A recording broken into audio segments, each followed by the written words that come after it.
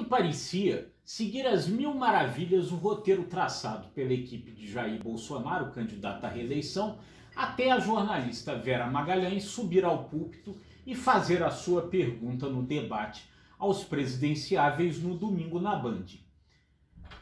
A, no mínimo, extremamente questionável estratégia do candidato do PT, Luiz Inácio Lula da Silva, de fugir das questões sobre corrupção, ia pavimentando exatamente o caminho pelo qual Bolsonaro queria trafegar. Dava a Bolsonaro a chance de trazer de volta ao debate das eleições deste ano a questão da corrupção, que foi o seu grande trunfo em 2018.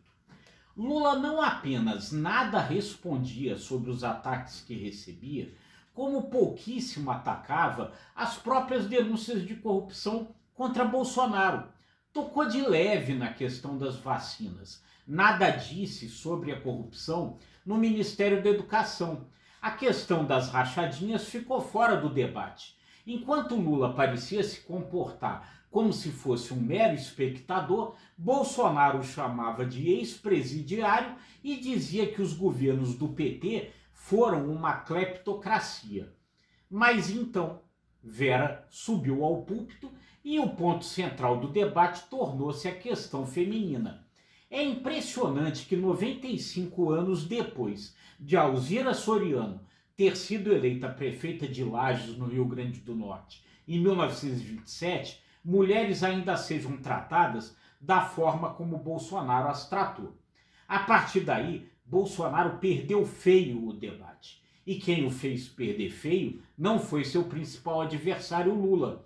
Foram as mulheres, as duas candidatas à presidência, Simone Tebet e Soraya Tronic, Vera Magalhães e as demais jornalistas que fizeram depois perguntas.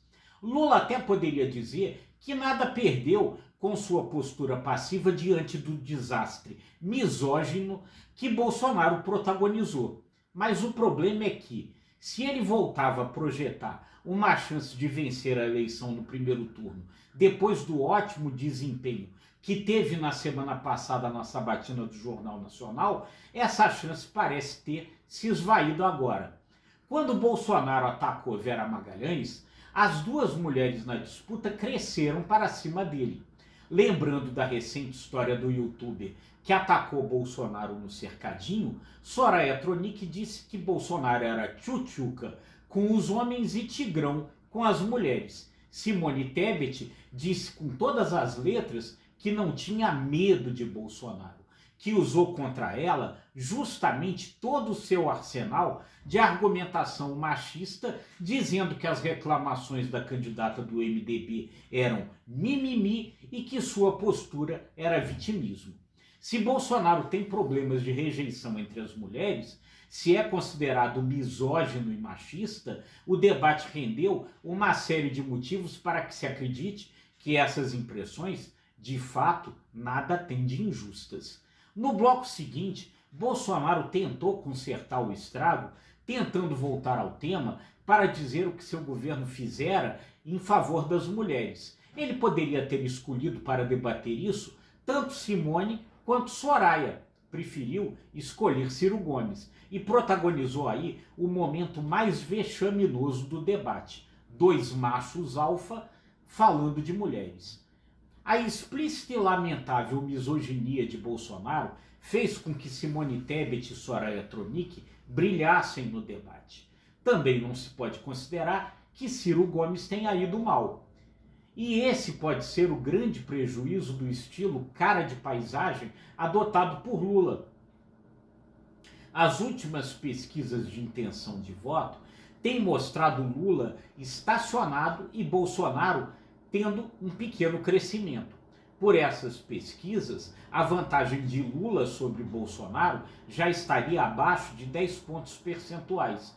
Os candidatos que melhor desempenho tiveram no debate foram exatamente os candidatos da tal terceira via que não decola.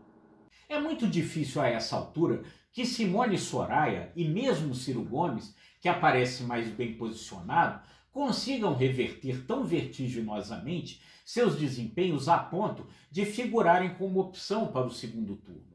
mas eles poderão ter melhora após o debate.